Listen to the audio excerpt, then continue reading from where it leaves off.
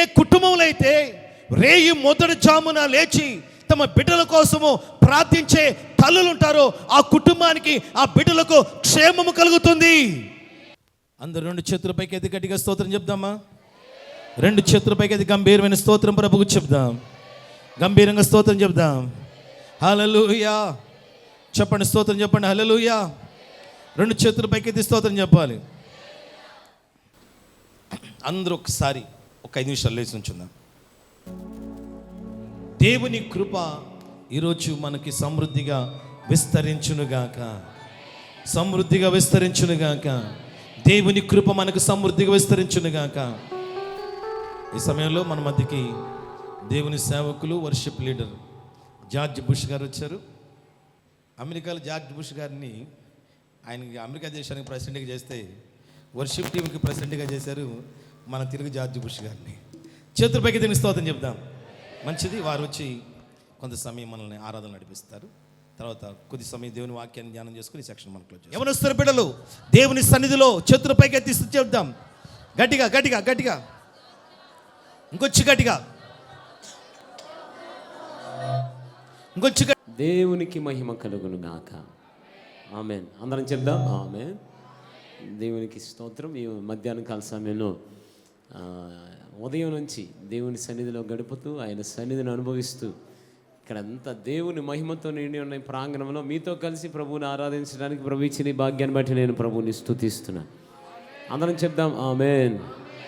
నాకు ప్రేమతో ఆహ్వానాన్ని అందించి అవకాశం ఇచ్చిన అయ్య గారికి నా నిన్ను వందనాలు. నేను చాలా కాలం క్రితం ఈ చర్చిలో ఒక సెమినార్, IFJ సెమినార్ జరిగినప్పుడు వచ్చానండి దైవజనులతో కలిపి.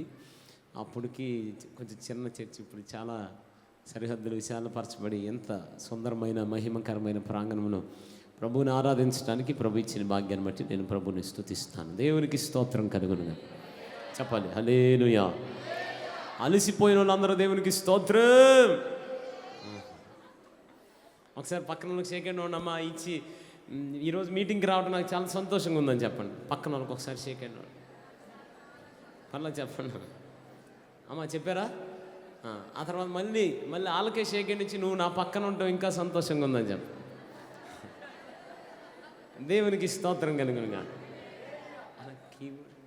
అలా ఎఫ్ షార్ప్ మైండ్ ఇస్తారండి. అందరం కలిసి పాడదాం. నా కాపరివైనందున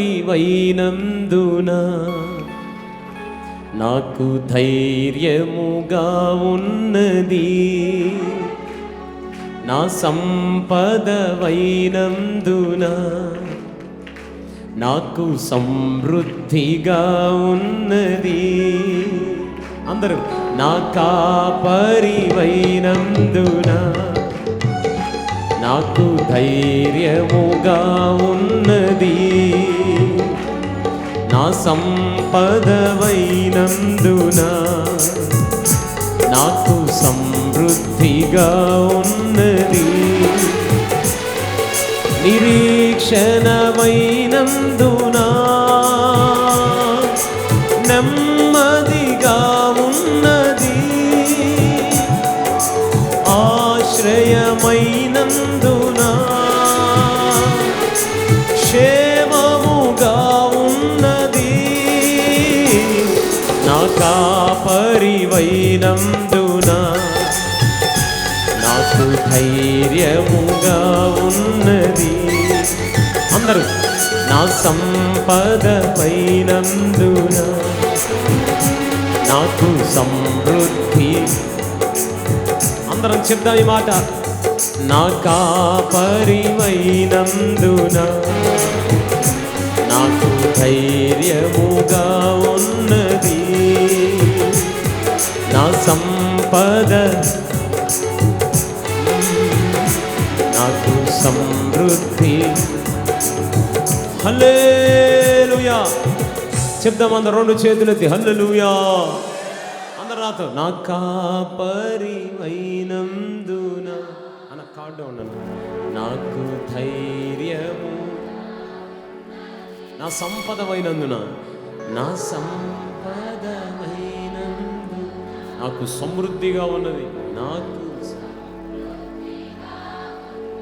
ఎంతమంది ఎంతమంది నమ్ముతున్నారు? ఈరోజు దేవుడు మనల్ని ధైర్యపరిచి పంపబోతున్నాడు, సమృద్ధినిచ్చి పంపబోతున్నాడు. చెప్దాం. నా కాపరి నాకు ధైర్యము, నా సంపదమైనందున. చెప్పాలందరూ, నా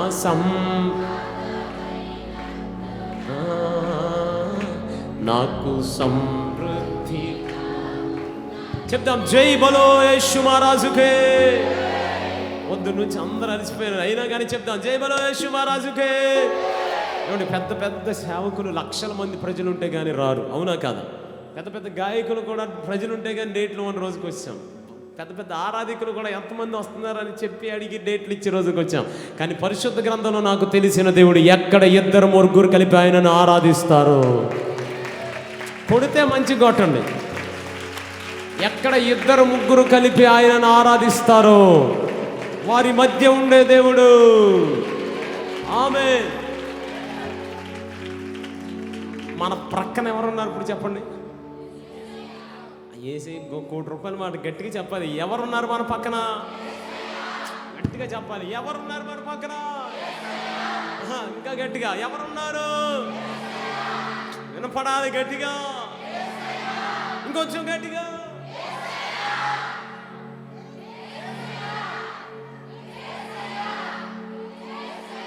దమ్ముండాలి గట్టిగా, ఇంకొంచెం గట్టిగా, ఇంకొంచెం గట్టిగా, ఇంకొంచెం గట్టిగా.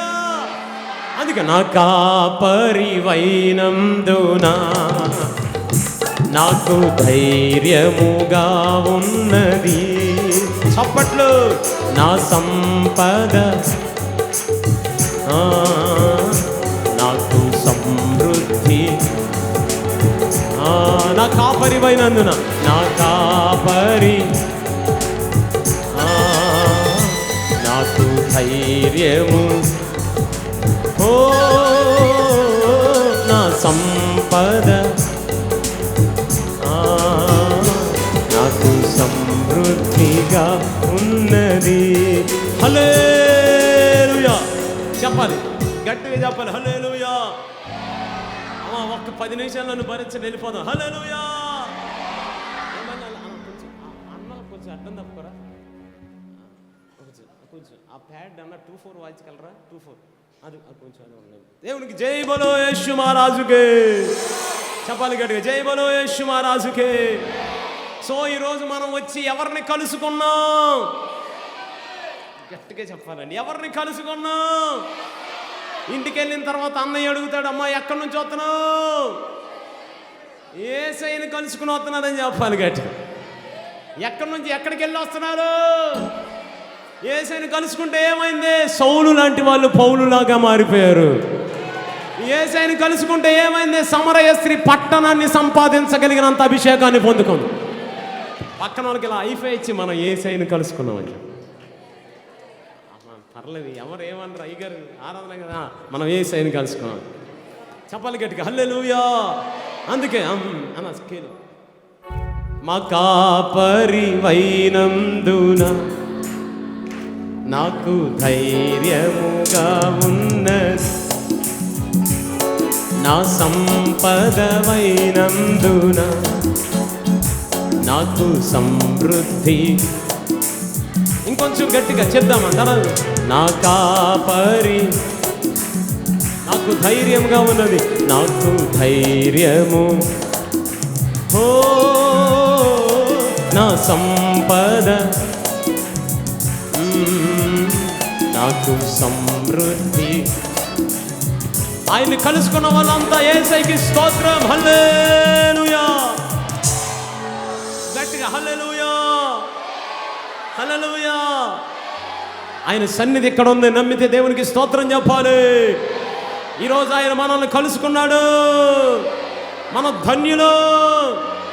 నేను ఇక్కడే గండిగుంటలో ప్రభు పరిచయం చేస్తున్నాను. గండిగుంట అని విజయవాడ దగ్గర ఉయ్యూరు అనే ఒక ఊరు దగ్గర, చిన్న పల్లెటూరు. ఒక షెడ్ అద్దెకి తీసుకున్నాను. స్కీలో ఉంటాను. ఒక షెడ్ అద్దెకి తీసుకున్నాను. ఈ కరోనా వచ్చేసి దాన్ని ఖాళీ చేసేమన్నాను. తర్వాత మళ్ళీ ఒక ఇల్లు అద్దెకి తీసుకున్నాం. మళ్ళీ 2వ వేవ్ వచ్చింది, దాన్ని కూడా ఖాళీ చేసేమన్నాను. సరే ఇంకెవరికి తర్వాత రెండో వేవ్ కూడా వెళ్ళిపోయింది. మనం వెళ్ళి మళ్ళీ ఆరాధన పెట్టడానికి కనీసం నీడ కూడా లేనటువంటి పరిస్థితి. ప్రభుని అడిగా, పరిచర్యకు రమ్మని వచ్చేసాను, నన్ను ఏం చేయమంటావు ప్రభు అని. ప్రభు చెప్పాడు, గండిగుంట ఊరు తెలుసా అన్నాడు. ఎందుకు తెలియదు నాయన, రోజు తిరుగుతాంగా. అక్కడ చెట్లు ఉన్నాయా అన్నాడు. ఉన్నాయిగా. ఆ చెట్ల నుంచి నీడ వస్తుందా అన్నాడు. వస్తున్న ప్రభు అన్న. ఆ నీడ నీకోసం వెళ్ళి అక్కడ పెట్టే అన్నాడు. అందుకే పొద్దున్నే లేచి, ఆదివారం ఒకరోజు పొద్దున్నే లేచి డ్రమ్ము కంజీరు పట్టుకుని వెళ్ళిపోయా. ఎక్కడికే చెప్పండి అమ్మా, ఎక్కడికే వెళ్ళిపోయి పాడేద హల్లెలూయా మరణాతా హల్లెలూయా.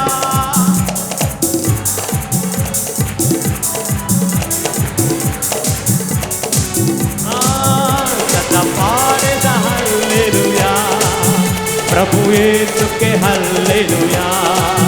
సదా పాడేద హల్లెలూయా ప్రభు యేసుకే హల్లెలూయా. జై బలో యేసు మహారాజుకే. వెళ్ళి పాడతంటే ప్రజలు ఆటోమేటిక్గా వచ్చేయడం ప్రారంభించారు. గట్టిగా చెప్పండి ఆమేనని. పాటలు పాడుతూ వాక్యం చేస్తున్న ప్రజలు వచ్చేయడం ప్రారంభించారు. ఎండైనా ఎండిపోతున్నారు, వర్షమైనా తడుతున్నారు, చలైనా మునిగిపోతున్నారు, కానీ చర్చికి రావటం మాత్రం. ఒకరోజు ఒక అంకుల్ గారు నన్ను వచ్చి అడిగా, అది నీ చర్చికి ఎందుకు రావాలరా మేము? ఓ షెడ్ ఏమో, సాప్ ఏమో, మైక్ ఉండదు, ఫ్యాన్ ఉండదు, లైట్ ఉండదు, ఏముండదు నీ చర్చికి. అన్నయ్య నిజమే, నేను షెడ్ అయిను, సాప్ అయిను, ఫ్యాన్ ఉండదు, లైట్ ఉండదు, మైక్ ఉండదు, కుర్చీ కూడా అయిను, కానీ మేము ఆరాధిస్తుంటే మా దేవుడు చెట్టు కిందకి కూడా దిగి వస్తున్నాడు. మేము ఆరాధిస్తుంటే మా దేవుడు చెట్టు కిందకి కూడా దిగి వస్తున్నాడు.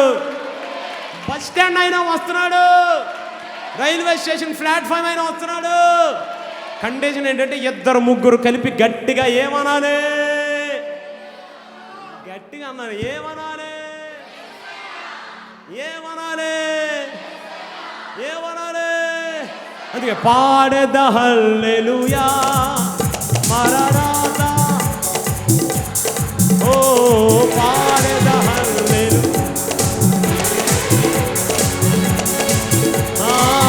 సదా పాడేద హల్లెలూయా ప్రభు యేసుకే హల్లెలూయా. సదా పాడేద హల్లెలూయా ప్రభు యేసుకే హల్లెలూయా. స్తోత్రం చెల్లింతుము, స్తుతి స్తోత్రం చెల్లింతుము యేసునాథుని. యేసునాథుని అందరూ యేసునాథుని, యేసునాథుని. జై బలో యేసు మహారాజుకే. చెప్పిన వాళ్ళందరినీ ప్రభు దీవించబోతున్నాడు. జై బలో యేసు మహారాజుకే. దేవునికి స్తోత్రం. హల్లెలూయా హల్లెలూయా. అమ్మ ఒక మాట, ఈరోజు మనం ఆయన్ని కలుసుకుని, చెప్పట్లా, మనం కలుసుకుని వెళ్తున్నాం. ఒకరోజు ప్రభు ఎరికో పట్టణాన్ని కలుసుకున్నాడు. ఏ పట్టణం అది? దాని గురించి లోకాసువార్త 10:30 ఏముంటుందంటే, ఆ పట్టణం అంట ఒక వ్యక్తి యెరూషలేము నుండి ఎరికోకు దిగిపోవచ్చున్నాడు. యెరూషలేము నుండి ఎరికోకు ఆ పట్టణానికి ఉన్న ఒక పెద్ద శాపం ఏంటంటే, ఇప్పుడు పైనుంచి కిందకి దిగిపోయేటువంటి శాపం అది. మీకు విషయం తెలుసా? చాలామంది అటువంటి పరిస్థితిలో ఉన్న వాళ్ళు ఇక్కడ ఆరాధించడానికి వచ్చారు. పరిశుద్ధాత్ముడు ఎవరితోనో మాట్లాడుతున్నాడు. మనం అనుకుంటున్నాం కింద నుంచి పైకి వెళ్ళాలని, కానీ వెళ్ళట్లా. పిల్లలు అనుకుంటున్నారు కింద నుంచి పైకి వెళ్ళాలని, కానీ వెళ్ళట్లా. ఇదివరకు బాగుండేవాళ్ళం, కానీ పైనుంచి కిందకి దిగిపోయేటువంటి పరిస్థితికి వచ్చేసాం. మీకు ఒక మంచి మాట చెప్తాను వినండి. దైవజనులు పొద్దున్న నుంచి ఇక్కడ స్తుతి ధూపం వేస్తున్నారు. ప్రభు ఇప్పటికే మనల్ని కలుసుకోవడం ప్రారంభించాడు. ఇక నుంచి మనం పై నుంచి కిందకి రాము, కింద నుంచి పైకి ఎగరబోతాం. అందరూ చెప్పొద్దు, ఎవరైతే నమ్ముతారో వారు మాత్రమే ఆమేన్ చెప్పండి. మీ బిడ్డల పై నుంచి కిందకి రారు, కింద నుంచే. నమ్మిన వారు మాత్రమే చెప్పండి, మన బిడ్డల పై నుంచి కిందకి పడరు. పక్షిరాజు వల్లనే రెక్కలు చాపి అల్లయ్యక సొమ్మసిల్లక పై పాడనానా. పక్షిరాజు వల్లనే పైకెగురుదామా, అల్లయ్యక సొమ్మసిల్లక పైకెగురు. జై బలో యేసు మహారాజుకే. చెప్పాలి, జై బలో యేసు మహారాజుకే. జై బలో యేసు మహారాజుకే. పై నుంచి కిందకి వస్తామా? మరి మోషే గారు అనండి, ఆనందమ్మా పేరు తెలీదా? మోషే అనండి, గట్టిగా అనండి. అయ్యా మీ జీవితాన్ని ఎక్కడ ప్రారంభించారు సార్? నైలు నదిలో, కొండలు, లోయలు, అట్టడుగు బాగాన. ఎక్కడ ముగించారు సార్? కిందే ప్రారంభించబడింది ప్రయాణం, కానీ రూపాంతర కొండ మీద ప్రయాణాన్ని ముగించారు. మన జీవితాలు పైనుంచి కిందకే. మరే అందుకే పక్షిరాజు వల్లనే పైకెగురుదామా, అల్లయ్యక సొమ్మ పైకెగురుదామా, ఆ శాశ్వత రాజ్యము కొరకే, నిత్య జీవము కొరకే, ఆ నిత్య జీవము కొరకే. పక్షిరాజు వలెనే రెక్కలు చాపి పైకెగురుదామా, అల్లయ్యక సొమ్మసిల్లక. జై బలో యేసు మహారాజుకే. జై బలో యేసు మహారాజుకే. ఇంకొంచెం గట్టిగా జై బలో యేసు మహారాజుకే, జై బలో యేసు మహారాజుకే. అమ్మ మీ అందరికీ టైటానిక్ తెలుసా? టైటానిక్ తెలుసుగా? అది ఒక ఓడ. ఆ ఓడను 250 మంది జ్ఞానవంతులు కట్టారు. కొన్ని కోట్లు పెట్టి కట్టారు. కొన్ని వందల కోట్లు, కొన్ని వేల మంది అందులో ప్రయాణం చేయగలవచ్చు. పెద్ద ఓడ. దాని పేరే టైటానిక్, అంటే అన్సింకబుల్, మునిగిపోనిదని అర్థం, ఎవడు ముంచేయలేనిదని అర్థం. దాని ఓపెనింగ్ రోజున దాన్ని తయారు చేసిన ఒక ఇంజనీర్ అన్నాడు, దేవుడు కూడా దీన్ని ముంచేయలేడు అన్నాడు. ఇంకొక ఇంజనీర్ రిబ్బన్ కట్ చేస్తే ఒక అడుగు ముందుకేసి, ఇక ముందు ఇలాంటిది మీకు కనపడదు అని అన్నాడు. నిజంగానే ఈ రోజు వరకు ఎవరికి కనపడలా ఓడ. ఈ రోజు వరకు ఎవరికి కనపడలేదు. కనీసం ఆయిల్ అన్న పైకి తేలుద్దంట. ఒక చెంచా కూడా దొరకల టైటానిక్లో. నేను అప్పుడు వెళ్ళి అడిగా, నోవా గారు మీ ఓడ ఎక్కడ ముంచేసా అని అడిగా. నా ఓడ ఎందుకు మునిగిపోద్దా? మా టైటానిక్కే మునిగిపోయింది, నీ చెక్క ఓడ మునిగిపోదా అని అన్నా. ఎందుకు మునిగిపోద్ది అని అన్నా. నిజం చెప్పు. అవునయ్యా, నా ఓడ తన ప్రయాణాన్ని నా ఇంటి దగ్గరే ప్రారంభించింది. నా ఓడ తన ప్రయాణాన్ని కిందే ప్రారంభించింది. నా ఓడ తన ప్రయాణాన్ని లోయలోనే ప్రారంభించింది, కానీ అరారతు పర్వతం మీద తన ప్రయాణాన్ని ముగించింది. అందుకే పై నుంచి కిందకే. మరే అందుకే పక్షిరాజు వల్లనే రెక్కలు చాపి అలయక సొమ్మసిల్లక. పక్షిరాజు వలెనే పైకెగురుదామా, అల్లయ్యక సొమ్మసిల్లక పైకెగురుదా. జై బలో యేసు మహారాజుకే. చెప్పండి అమ్మా గట్టిగా, ఇంకొంచెం గట్టిగా. నేనేమంటానంటే, మా చర్చిలో నీ పక్కన ఈ వారం కూర్చున్న వాళ్ళు నీ పక్కన చర్చిలో కూర్చోవాలంటే భయం వచ్చేయాలి. ఎందుకు చెవులు చిన్నులు పడిపోవాలంటారు అని. చెప్పండి జై బలో యేసు మహారాజుకే. హల్లెలూయా. అలాగే నోవా గారు ఊరుకోండి సార్, మీ పడవ ఎందుకు అనుకున్నా. అప్పుడు ఆయన అన్నాడు, అయ్యా మీకు ఒక విషయం చెప్తాను వినండి. టైటానిక్లో యేసయ్య ఉన్నాడో లేదో తెలియదు, కానీ నా పడవలో యేసయ్య ఉన్నాడు. నన్ను రోజు ఆయన కలుసుకునేవాడు. అందుకే నా పడవ పైనుంచి కిందకి పడిపోలేదు. నేను నమ్ముతున్నాను ఈ స్తుతి దోపార్చన ద్వారా ఇక్కడ మనం అందరం ప్రభువుని కలుసుకుని వెళ్ళబోతున్నాం. ఇక నుంచి మనం పై నుంచి కిందకి. మరే దేవునికి స్తోత్రం. చెప్పాలి గట్టిగా హల్లెలూయా, హల్లెలూయా. ఇంకొంచెం గట్టిగా హల్లెలూయా, హల్లెలూయా, హల్లెలూయా. అందుకే గాఢంధకారములో కన్నీటి కృషించిపోనియక కృపలతో బలపరచితివి. కృషించి కృపలతో బలపరచి రాజులకే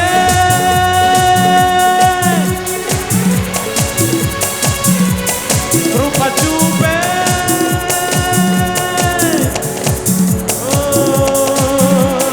నడిపించే. జై బలో యేసు మహారాజుకే. చెప్పాలి గట్టిగా చెప్పాలి, ఇంకొంచెం గట్టిగా చెప్పాలి. హల్లెలూయా, హల్లెలూయా, ఇంకొక మాట చెప్పి అయ్యగారికి మైక్ ఇచ్చేస్తాను. ఓకేనా? చెప్పమంటారా? వెళ్ళిపోమంటారా? వద్దు, వెళ్ళిపోండి అన్నాడు. హల్లెలూయా. కాసేపు ఆగమ్మా, ఇప్పుడే వచ్చింది నేను. హల్లెలూయా. ఎరికో పట్టణం నష్టపోయే పట్టణం అనండి. ఎరికో పట్టణం నష్టపోయే పట్టణం. ఇప్పుడు చెప్పండి. చాలామంది కూడా ఇక్కడ నష్టపోయిన వాళ్ళే ఎక్కువ మంది వచ్చి ఆరాధన చేస్తారు. పరిశుద్ధాత్ముడు ఎవరితోనో మాట్లాడుతున్నాడు. మన చేతులు నష్టపోవడం అలవాటు అయిపోయింది. పిల్లల జీవితాలు నష్టపోవడం అలవాటు అయిపోయింది. నేను నమ్ముతున్నాను, దేవుని సేవకునిగా ఇక్కడ ఉదయం నుంచి మన అందరం ప్రభువుని కలుసుకుంటున్నాం కదా. నష్టపోనివ్వని దేవుడు మనం ఆరాధిస్తున్నవాడు. మన దేవునికి ఉన్న పేరేంటో తెలుసా? ఆయన నష్టపరిచేవాడు కాదు, నష్టాన్ని పోడ్చగలిగిన వాడిని మనం ఆరాధిస్తున్నాం. యోబు గారు అన్నీ కోల్పోయాడు, అలాగే చచ్చిపోయాడా? చెప్పట్ల, అలాగే చచ్చిపోయాడా? ఏమేమైతే కోల్పోయాడో దానికి రెండంతలుగా పొందుకొని చచ్చిపోయాడు. దేవునికి స్తోత్రం. అందుకే పరాక్రమము గల్ల బలార్జుడా, నీ కంటికి కనిపించే, నీ చెవులకు వినిపించే, అరే దేనిని గురించి భయపడకు.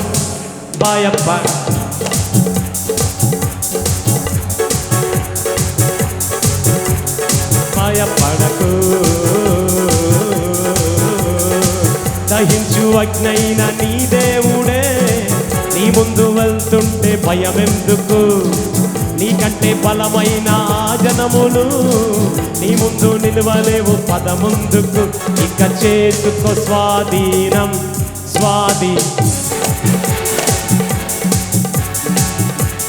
అనాలి. స్వాధీనం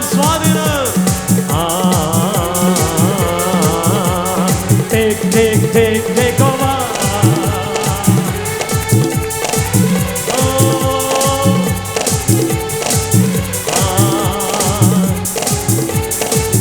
జై బలో యేసు మహారాజుకే. యేసు ప్రభు 3 ఉపమానాలు చెప్పాడు. ఎన్ని ఉపమానాలు చెప్పాలి? ఎన్ని? 100 గొర్రెలు ఎన్ని తప్పిపోయాయి? పర్సెంటేజ్ ఎంత అంటే నష్టం యొక్క శాతం ఎంత? 1%. తర్వాత ఇంకో ఉపమానం, 10 నాణాలు ఎన్ని పోయాయి? నష్టం యొక్క శాతం ఎంత? 1. ఎవరమ్మా? ఐన్స్టీన్ అంటే అర్థమైపోయింది. దశంభాగం తీతనో లేదు. 100 గొర్రెలు ఎన్ని పోయాయి? నష్టం శాతం. 10 నాణాలు ఎన్ని పోయాయి? నష్టం శాతం ఎంత? 10. 2 కొడుకులు, 1 వెళ్ళిపోయాడు. ఎంతమంది ఉన్నారు? నష్టం శాతం ఎంత? 50. ఫస్ట్లో నష్టం ఎంత? మనకి ఫస్ట్లో నష్టం 1%. తర్వాత ఎక్కడికి పెరిగింది? 10% పెరిగింది. ఆ తర్వాత ఎక్కడికి పెరిగింది?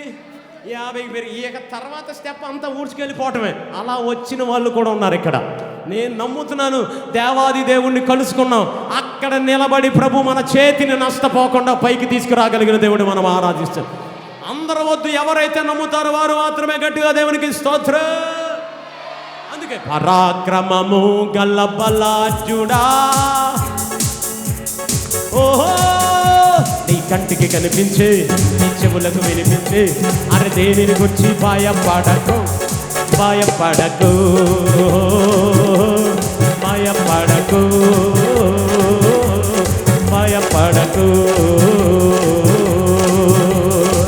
దహించు అగ్నైన నీ దేవుడే నీ ముందు వెళ్తుంటే భయమెందుకు? నీకంటే బలమైన జనములు నీ ముందు నిలవలేవు పదముందుకు. ఇక చేసుకో స్వాధీనం.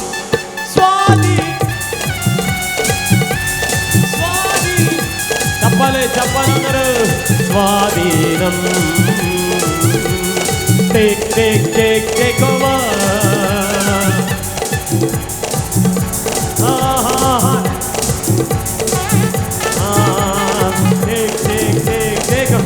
జై బలో యేసు మహారాజుకే. హల్లెలూయా, హల్లెలూయా. అమ్మ ఇంకో మాట చెప్పమంటారు, వెళ్ళిపోమంటారు. మళ్ళీ ఆలోచించుకోండి. జఫన్యా గారు అంటారు సచిన్ టెండూల్కర్కి లైఫ్ అవ్వకూడదని. సరేనా? సరే, ఒక్క మాటకి చివరి మాట, నిజంగా చివరి మాట చెప్పేసి వెళ్ళిపోతాం. జాగ్రత్తగానండి. ఎరుకో పట్టణంలో అందరూ పొట్టోళ్ళు ఉంటారు. పొట్టోళ్ళు అంటే జక్కయ్యలాంటి చాలామంది అక్కడ ఉండిపోయారు. నెంబర్ 1 పై నుంచి కిందకి పడిపోతుంది. నెంబర్ 2 చేతులు నష్టపోతున్నాయి. నెంబర్ 3 పొట్టోళ్ళు అంటే ఎదుగుదల లేదు. చాలా ప్రయత్నం చేస్తున్నాం అన్న, పైకి రావట్లేదు, ఎదగలేకపోతున్నాం. పిల్లలు చాలా కష్టపడుతున్నాడన్న, ఆ సీట్ రావట్లేదన్న. పరిచయంలో చాలా కష్టపడుతున్నామన్న, ఎదగట్లేదన్న. ఏదో జరుగుతుందన్న, కానీ మనం మాత్రం ఎదగలేకపోతున్నామన్న. ఇటువంటి సాక్ష్యాలు ఎక్కువ వింటున్నారు. ఇక్కడ కూడా చాలామంది అలాంటి వాళ్ళు ఇచ్చారు. ఈ ఆరాధన, ఈ స్తుతి, మీ చెమట, ఈ కన్నీరు, ఈ శ్రమ, ఈ కష్టం, దైవజనుని ప్రార్థన, ఆరాధన, ఈ అభిషేకం, ఆయనను మనం కలుసుకున్నాం. ఆమేన్ అనాలి. ఇక నుంచి మనం ఎదగబోతున్నాం. నమ్మిన వారు ఎవరైనా ఉంటే వారు మాత్రం మనం ఎదగబోతున్నాం. ఎంత ఎదగబోతున్నాం అంటే, ఒకప్పుడు మనం చిన్న పొద అనండి, ఒకప్పుడు నేను చిన్న పొద, ఇక నుంచి పెద్ద లెబానోను దేవదారు వృక్షంగా మార్చబోతున్నాడు. దేవునికి స్తోత్రం. హల్లెలూయా, హల్లెలూయా. అందుకే యోర్దాను ఎదురైనా, ఎర్ర సంద్రామి పొంగి పొర్లినా, ఎర్ర సంద్రామి పొంగి పొర్లినా, భయము లేదు, భయం లేదు, భయము లేదు. చెప్పాలందరూ భయము లేదు, అందరూ భయము లేదు. హల్లెలూయా. ఒక చిన్న సాక్ష్యం చెప్పి అయ్యగారికి మైక్ ఇచ్చి వెళ్ళిపోతాను. ఇక్కడే జడ్చర్లో ఐపీసీ పాస్టర్ గారు ఒక ఆయన ఉంటారు, పురుషోత్తం అయ్యగారు. అప్పుడు తెలంగాణలో ఇంత పరిచయం లేదు, చాలా ఘోరం ఉండేది పరిస్థితి. ఆయన పరిచర్యకి వెళ్ళినప్పుడు చాలా అవమానాలు, ఉమ్మి ఊశారు, కొట్టారు. చర్చి కట్టుకుంటానంటే అసలు పొరపాటును కూడా సహకరించేవాళ్ళు కాదు. కలెక్టర్ ఆఫీస్ ముందు గంటలు నిలబెట్టేవాళ్ళు ఆ సేవకుని. అయినా కష్టపడి కన్నీరు కార్చి పరిచర్య చేయటం ప్రారంభించాడు. ఒక మాట, ఆయనకి 3 కొడుకులండి. ఒక కొడుకు పేరు జాన్సన్. వీళ్ళందరూ ఎదిగారు, ఆయన ప్రభు సన్నిధికి వెళ్ళిపోయారు. ఆయన కొడుకు వివాహం అయినప్పుడు భార్య పేరు దివ్య. ఆమె అద్భుతంగా పరిచర్య చేస్తుంది. ఇద్దరు కలిపి చాలా మంచి పరిచర్య చేస్తున్నారు జడ్చర్లు. అయితేనండి వెంటనే భార్య ఆ పాస్టర్ గారిని ఏమడిగిందంటే, అయ్యా నాకు చదువుకోవాలని ఉంది, చదువుకోమంటారా అని అడిగింది. అడగగానే, అమ్మ మనం సేవకులం కదా, సేవ ఇబ్బంది పడుతుంది, ఇప్పుడు చదువుకుంటే ఎలా అనగానే, లేదండి కుటుంబాన్ని మంచిగా చూసుకుంటాను, పిల్లలకు కావాల్సిన సమయాన్ని పిల్లలకి ఇస్తాను, ఆ తర్వాత పరిచర్యకి ఎక్కువ సమయం ఇస్తాను. నేను 4 గంటలు పడుకునేదాన్ని, 2 గంటలు పడుకుని 2 గంటలు చదువుకుంటాను అనగానే, సరే నీ ఇష్టం అని అనగానే కుటుంబాన్ని మంచిగా చూసుకుంటుంది. అంతేకాదు చక్కగా పిల్లల్ని చూసుకుంటున్న అమ్మగారు చక్కగా సేవ చేస్తున్నారు. 8 గంటలు పడుకునే వాళ్ళు 6 గంటలు చదువుకోవటం, 2 గంటలు పడుకోవటం, అలా కష్టపడి చదవటం ప్రారంభించింది. ఆ పరిచర్యలో ఎన్నో అవమానాలు, వాళ్ళ మామగారికి ఎన్నో అవమానాలు, చాలా కష్టపడి పైకి వచ్చారు. అయినా కానీ అవమానాలు తీరట్లేదు. అయితే నేను మొన్న ఈ మధ్య జనవరి మాసంలో జడ్చర్ల అనే ఒక ఊరు వెళ్ళాను. అదే వాళ్ళు సేవ చేసే ఊరు వెళ్ళాను. ఆ రోజు ఉదయాన్నే దేశం అంతా ఒక తెలియని సందడి, ఒక భయంకరమైన సందడి. ఏంటంటే ఆ రోజు ఐఏఎస్లు, ఐపీఎస్లు, కలెక్టర్లు, ఐపీఎస్లు రిజల్ట్స్ వచ్చినాయి. ఆ పేపర్లో మొత్తం వాళ్ళ ఫోటోలే. అసలు మన తెలుగులకి ఎవరికైనా వచ్చిందా రాలేదని నేను ఇంట్రెస్ట్గా తీసి చూసా. పేపర్ తీసి చూడగానే జడ్చర్లలో ఒక పాస్టర్మ్మ గారు కలెక్టర్ అయిపోయారు, వార్త పడిపోయారు.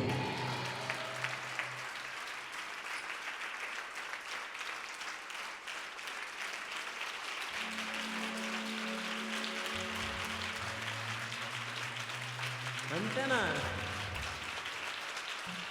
అయిపోయిందండి, లాస్ట్గా వెళ్ళిపోదాం. చప్పట్లు. దేవునికి స్తోత్రం. నిన్న మొన్నటి దాకా పర్మిషన్ కోసం కలెక్టర్ ఆఫీస్ ముందు వాళ్ళ భర్త, వాళ్ళ మామగారు గంటలు నిలబడ్డారు. ఇప్పుడు ఎవరైతే అలా నిలబెట్టించారో వాళ్ళందరినీ దేవుడు వాళ్ళ ముందుకు తీసుకొచ్చి చేతులు కట్టుకుని నిలబడేలాగా చేశాడు. హలో, మన దేవుడు ఎవరో తెలుసా? మన బిడ్డల్ని కూడా అలా ఉన్నతమైన స్థానముల మీద నిలబెట్టబోతున్నాడు. ఆయన్ని కలుసుకున్న ఒక్క కారణానికి కృప పొందబోతున్నాం. నమ్మిన వారు ఎవరైనా ఉంటే దేవునికి స్తోత్రం, దేవునికి స్తోత్రం. చివరిగా అందరు గట్టిగా చప్పట్లు కొడుతూ హోసన్నా జయమే, హోసన్నా జయమే, హోసన్నా జయమనదే. చెప్పండి, హోసన్నా జయమనదే. అందరూ హోసన్నా జయమే, హోసన్నా. ఇదే మాట, హోసన్నా జయమే, హోసన్నా. ఓ హోసన్నా జయమే, హోసన్నా.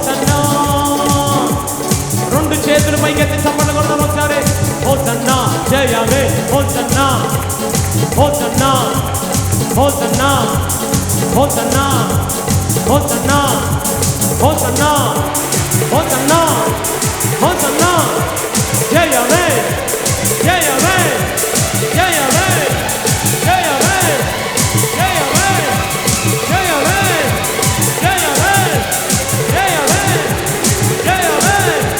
జయమే జయమే hosanna hosanna hosanna hosanna hosanna hosanna hosanna ఆరాధిస్తుండగానే అందరూ కళ్ళు మూసుకొని చప్పట్లు కొడుతూ హోసన్నా జయమే హోసన్నా జయమే హోసన్నా జయమే హోసన్నా జయమే హోసన్నా జయమే హోసన్నా జయమే హోసన్నా జయమే హోసన్నా జయమే హోసన్నా జయమే హోసన్నా జయమే హోసన్నా జయమే హోసన్నా జయమే హోసన్నా జయమే హోసన్నా జయమే హోసన్నా జయమే హోసన్నా జయమే హోసన్నా జయమే హోసన్నా జయమే హోసన్నా జయమే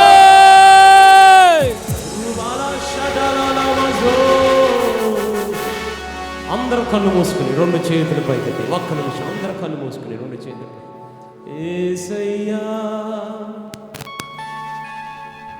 యేసయ్యా యేసయ్యా యేసయ్యా అందరూ అడుగుదాం అయ్యా మేము ఇంకా పైనుంచి కిందకు వచ్చేస్తున్నాం నాయన పరిశుద్ధ లేఖనాలు చెప్తున్నాయి మన ప్రారంభం కన్నా ముగింపు మహిమకరంగా ఉండాలని మొదట నీ స్థితి కొద్దిగా ఉన్న తుదకు మహాభివృద్ధి అని మనం పైనుంచి కిందకి రాకూడదు కింద నుంచి పైకి ఎగరాలి అందరూ ప్రభా నన్ను ఆ స్థితిలో ఉంచిన ఆయన ఇంకా నష్టపోతూనే ఉన్నాయి ప్రభా నా చేతులు మా బిడ్డల చేతులు ఇంక జీవితాలు ఇంకా నష్టపోతూనే ఉన్నాయి ఆ నష్టాన్ని పోడ్చగలిగిన దేవుడు కదా నిన్ను కలుసుకోవడానికి వచ్చాం కదా అయ్యా ఇంకా ఎదగని స్థితిలోనే ఉండిపోయాం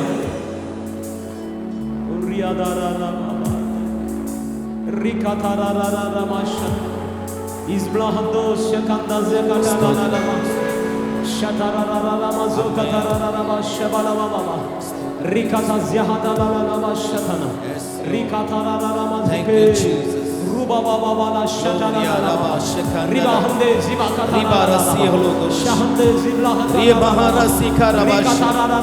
Gloria handari karabos. Liha sakandara. Yes, Lord. Amen. Yes, Lord. చింతలన్నీ తీరేరై నిన్ను చేరగా ఎంత మంచి దేవుడవేసయ్యా అందరూ చెప్తామా మా చింతలన్నీ తీరేరై ఎంత మంచి దేవుడవేసయ్యా యేసయ్యా ఈ ఒక్క మాట చెప్పాలి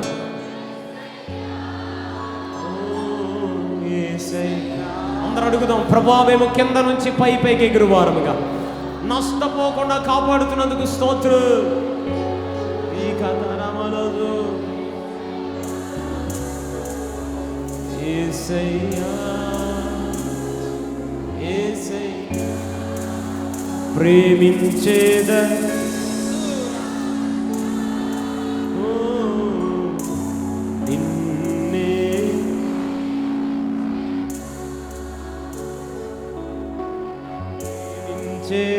యేసురా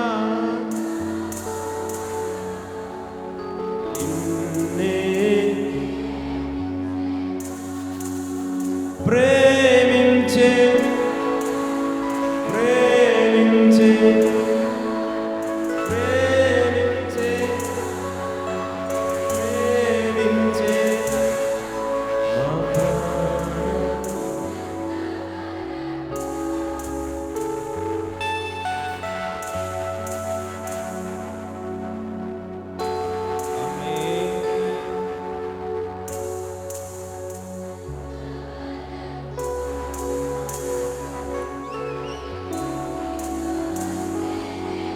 పరిశుద్ధుడైన మా తండ్రి నీకు స్తోత్రాలు చెల్లించుకుంటున్నాం.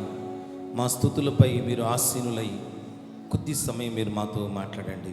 యేసు నామమున ప్రార్థన చేస్తున్నాం తండ్రి, ఆమేన్. ఒక నిమిషం అందరూ కూర్చుందాం.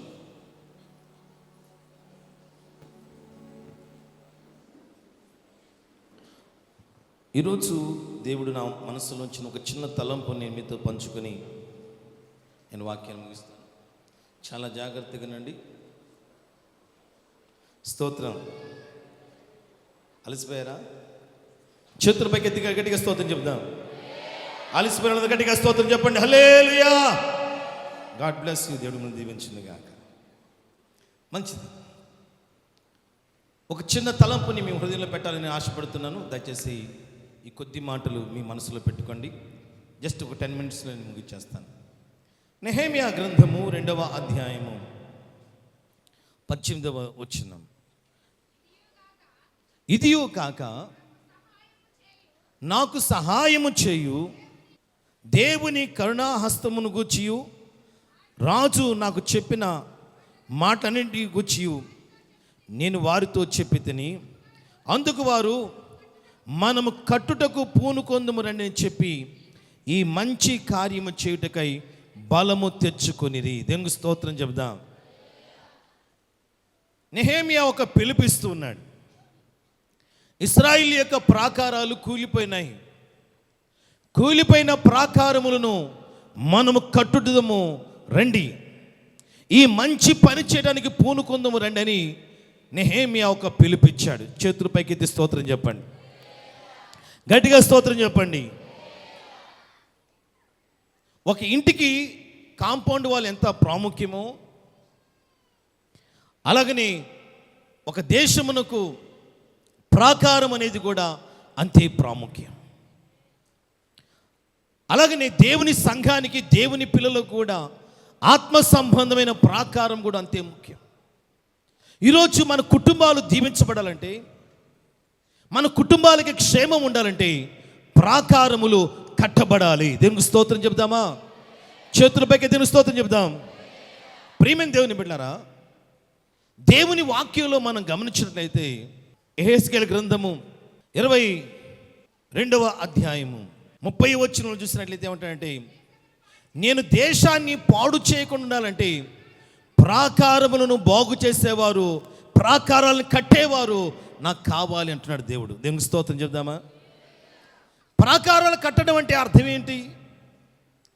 ఒక దేశం మనకి క్షేమముగా ఉండాలంటే ఆ దేశానికి ఒక ప్రాకారం కావాలి. నీ కుటుంబానికి క్షేమంగా ఉండాలంటే నీ కుటుంబానికి ఒక ప్రాకారం కావాలి. ఇప్పుడు ప్రాకారములను బాగు చేసుకోవాలి. అందుకు చెప్పండి, స్తోత్రం చెప్పండి. ఏం బాగు చేయాలి? మీ ప్రక్కన సెకండ్ చెప్పండి, ప్రాకారం బాగు చేసుకోవాలని చెప్పండి. ఏంటి ప్రాకారం బాగు చేసుకోవటం? ప్రాకారం అంటే అర్థం ఏంటి? ప్రియమైన దేవుని బిడ్డలారా, దయచేసి గమనించండి. ప్రవక్త నుండి ఇర్మియా రాసిన విలాపవాక్యముల గ్రంథము 2వ అధ్యాయము 18వ చూసినట్లయితే దేవుడు మాట్లాడుతున్నాడు. సియోను కుమారి ప్రాకారమా, రేయి మొదటి జామున మొర్రపెట్టుము. దేవునికి స్తోత్రం కలుగును గాక. ఇక్కడ ఒక స్త్రీ కనపడుతుంది. ఆమె ఎటువంటిదంటే ప్రాకారం వంటిదంట. దేవునికి స్తోత్రం కలుగును గాక. చెప్పాలి, గట్టిగా స్తోత్రం చెప్పాలి. ఎవరామె? ఆ ఇంటికి ప్రాకారం వంటిది. ఆ సంఘము, ఆ దేశానికి ప్రాకారం వంటిది. సియోను కుమారి. ఇక్కడ ప్రాకారము అనబడిన ఒక అనుభవం కలిగిన ఒక స్త్రీ కనపడుతుంది. ఆమెకున్న అనుభవం ఏంటంటే రేయి మొదటి జామున లేచి తన పిల్లల కోసము చేతులెత్తి ప్రార్థన చేయటం, హృదయం కుమ్మరించుకొని ప్రార్థన చేయటం. ఏ కుటుంబంలో అయితే రేయి మొదటి జామున లేచి తమ బిడ్డల కోసము ప్రార్థించే తల్లులు ఉంటారో ఆ కుటుంబానికి, ఆ బిడ్డలకు క్షేమము కలుగుతుంది. ఆ కుటుంబానికి కాపుదల ఉంటుంది. దేవునికి స్తోత్రం కలుగును గాక. నెహెమ్యా అంటున్నాడు, మనం ప్రాకారములు కట్టుకుందాం రండి, ఈ మంచి పని కోసం పూనుకుందాం రండి. అంటే నువ్వు ఏ పనైనా చెయ్యి, సైతాన్ని ఇబ్బంది పెట్టడు. కానీ ఎప్పుడైతే నువ్వు ప్రాకారాలు కట్టుకోవడానికి పూనుకుంటావో సైతాన్ గాడికి ఎక్కడ లేని కోపం వచ్చేస్తుంది.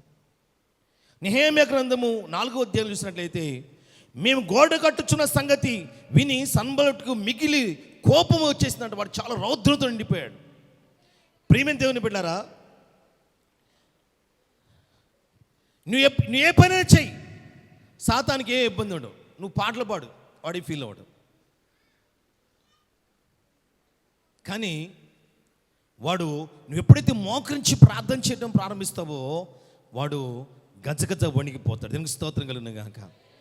నువ్వు ఎప్పుడైతే ప్రార్థన జీవితాన్ని కట్టుకోవడానికి ప్రారంభిస్తావో వాడు అనేకమైన ఆటంకాలని కలుగు చేస్తాడు. ఇక్కడ వాక్యం చెప్తుంది, నెహెమ్యా ఒక పిలిపిస్తున్నాడు, ప్రాకారములను కట్టుదము రండి.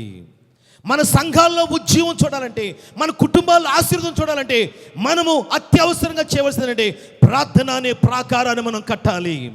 ఎక్కడైతే ప్రార్థన అనే ప్రాకారం కడతారో ఆ ప్రాంతం మీదకి దేవుని ఉగ్రత రాకుండా, శాపము రాకుండా అడ్డుకోగలిగిన శక్తి ఈ ప్రార్థన ప్రాకారానికి మాత్రమే ఉంటుంది. చేతులపైకి గట్టిగా స్తోత్రం చెప్పండి, గట్టిగా స్తోత్రం చెప్పండి. ఈరోజు దేవుడు నీతో మాట్లాడుతున్నాడు. నీ ప్రార్థనా జీవితం బలహీనమైపోయిందేమో, ప్రార్థనలో చల్లారిపోయావేమో, ప్రార్థనలో తీవ్రత తగ్గిపోయిందేమో. ఒకప్పుడు గంటలు గంటలు దేవుని సన్నిధిలో ప్రార్థించే అనుభవం కలిగిన నీవు ఈరోజు వేకునే లేచే అనుభవాన్ని పూర్తిగా కోల్పోయావేమో. వాక్యం చెబుతుంది, మన మీదకి నింద రాకున్నట్లుగా ప్రాకారాన్ని కట్టడానికి మనం పూనుకుందాము రండి. ఈ మంచి పని కోసం పూనుకుందాం. చెప్పు, స్తోత్రం చెప్పు, గట్టిగా స్తోత్రం చెప్పు.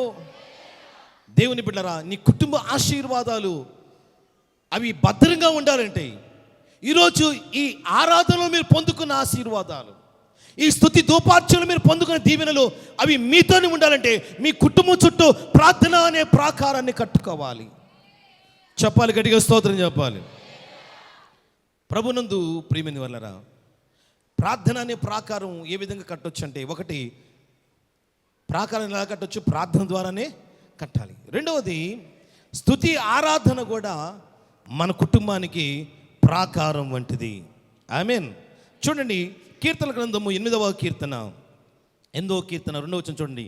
శత్రువులను పగ తీర్చుకున్న వారిని మాన్పివేయుటకై నీ విరోధులను బట్టి బాలుల యొక్క చంటి పిల్లల యొక్క స్తుతుల మూలముగా నీవు ఒక దుర్గమును. దేవునికి స్తోత్రం చెప్పు, గట్టిగా స్తోత్రం చెప్పండి. ప్రాకారం కట్టడం అంటే ప్రతి ఇంటిలో ఏం జరగాలి? ప్రార్థన జరగాలి. అందరూ చెప్పండి, ఏం జరగాలి? ప్రార్థన. రెండవది, ప్రతి ఇంట్లో ఏం జరగాలి? స్తుతి ఆరాధన జరగాలి. మీరు మీ పిల్లలు కలిసి దేవునిని ఆరాధించాలి. ఈరోజు ఇప్పటివరకు కుటుంబంతో కలిసి ఆరాధించే అనుభవం లేకపోతే ఈరోజు ఒక తీర్మానం చేసుకోనండి, నేను నా కుటుంబంతో కలిసి నా బిడ్డలతో కలిసి ప్రభువుని ఆరాధన చేస్తాను. స్తోత్రం కలుగును గాక. శత్రువు మీద పగ తెచ్చుకోవడానికి, శత్రు ఆయుధములను దేవుడు చెదరగొట్టడానికి, వాడి ప్రణాళికలను నాశనం చేయడానికి దేవుడు ఏర్పాటు చేసిన ఒక అనుభవం ఏంటంటే స్తుతుల మూలముగా దేవుడు ఒక దుర్గమును స్థాపిస్తాడు. మీ గృహంలో స్తుతి ఆరాధన ఉన్నదా? మొదట ఏముండాలి చెప్పండి, ఏముండాలి? ప్రార్థన ఉండాలి. రెండవది స్తుతి ఆరాధన ఉండాలి. నాబాలు యొక్క సేవకులు వచ్చి అబీగయల్తో చెప్తున్నారు, అమ్మా మేము కర్మేలు ప్రాంతంలో మా గొర్రె పిల్లలను మేపుకుంటున్నప్పుడు దావీదు అనేటువంటి ఆ మనుషుడు, అతని సేవకులు మాకు ప్రాకారం వలె ఉన్నారు. స్తోత్రం కలుగును గాక. గట్టిగా స్తోత్రం చెప్పండి. దేవుని చేత అభిషేకించబడిన వారి యొక్క రెక్కల క్రింద ఉండటం, వారి ఆత్మీయ అనుభవంలో ఉండటం మనకు, మన కుటుంబానికి చెప్పండి ఏమిటి? చెప్పండి, ఆశీర్వాదం. దేవునికి స్తోత్రం చెప్పాలి, స్తోత్రం చెప్పాలి. భక్తుల యొక్క ఆత్మీయ అనుభవాలు మనకి ఎంత అవసరం. సమూయేలు మొదటి గ్రంథం ఒకసారి చూద్దాం. మొదటి గ్రంథము 25వ అధ్యాయం, 25వ అధ్యాయము దయచేసి 15వ వచనం చూడండి. ఆ మనుషులు మాకెంతో ఉపకారం చేసిరి, మేము పొలముల వారి మధ్య సంచరించిన అంతసేపు ఏ అపాయము కానీ నష్టము కానీ మాకు సంభవించలేదు. మేము గొర్రెలను కాయచున్నంతసేపు రాత్రి మగళ్ళు మా చుట్టూ ప్రాకారముగా ఉండిరి. దేవునికి స్తోత్రం చెప్పాలి, చెప్పాలి, స్తోత్రం చెప్పాలి. దావీదుతో కలిసినటువంటి ఆ అనుభవాన్ని గురించి చెప్తున్నారు. దావీదు వారికి ఎలాగున్నాడంట? రాత్రి మగళ్ళు ఎలాగున్నాడని చెప్పండి? ప్రాకారం వలె ఉన్నాడు. ఈరోజు దేవుని సేవకుని యొక్క ఆత్మీయ అనుభవంలో నీవు ఉంటే అది నీకు, నీ కుటుంబానికి క్షేమము. దేవునికి స్తోత్రం చెప్పండి. అందరూ చెప్పండి, ఏం చెప్పండి, ఎవరికి క్షేమం? దైవజనుని యొక్క ఆత్మీయ అనుభవంలో ఉండాలి. ఒకటి, మన ఇంట్లో ఏం జరగాలి? ప్రార్థన. రెండవది, మూడవది దావీదుతో ఆ మనుషులు ఏమంటున్నారు, అయ్యా అమ్మా మేము అరణ్యంలో గొర్రెలు మేపుచ్చున్నంతసేపు ఆ మనుషుడు మాకు ఎలాగున్నాడు, రాత్రింబగళ్ళు, కాబట్టి ఏ నష్టం మాకు జరగలేదు, ఏ ఇబ్బంది మాకు రాలేదు.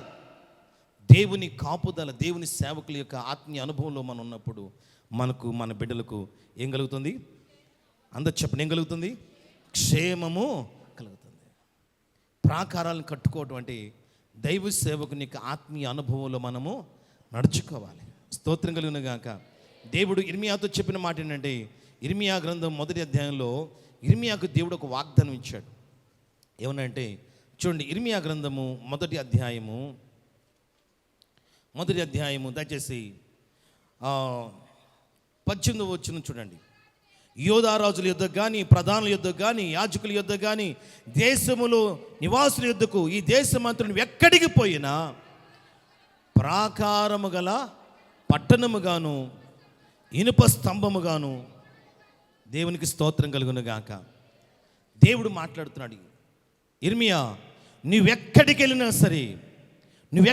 సరే నీవు ప్రాకారము కలిగిన. కారణం ఏంటంటే ఇర్మియా ప్రవక్త ఆ ప్రజల కోసం ఎంతో కన్నీరు గాంచి ప్రార్థన చేశాడు. స్తోత్రం చెప్పండి, స్తోత్రం చెప్పండి, గట్టిగా స్తోత్రం చెప్పండి. ఇర్మియా ప్రవక్త గురించి వాక్యం చెప్తుంది, ప్రవక్తలు అనేవాళ్ళు ఎటువంటి వారంటే మనకు ప్రాకారం వంటి వారు. వాళ్ళ ఆత్మీయ అనుభవంలో ఉంటే, వారు నడిపించే బోధలో నువ్వు ఉంటే, వారు చెప్పేటువంటి ఆత్మ సంబంధించిన అనుభవంలో నీ జీవిస్తే నీకు, నీ కుటుంబానికి క్షేమం ఉంటుంది. స్తోత్రం కలుగును గాక. గట్టిగా స్తోత్రం చెప్పండి. ప్రాకారము కట్టుకోవటం అంటే అర్థం ఏంటంటే దేవుడు పంపిన దైవ సేవకుల యొక్క ఆత్మ సంబంధమైన అనుభవంలో మన జీవితాన్ని నడిపించుకోవాలి. ఆమేన్. ఆ కుటుంబాలు దీవించబడతాయి. మా బంధువుల్లో రూతుమ్మ గారు అని ఒక తల్లిగారు ఉన్నారు. ఆమె తన యవ్వన కాలంలోనే భర్తను పోగొట్టుకుంది.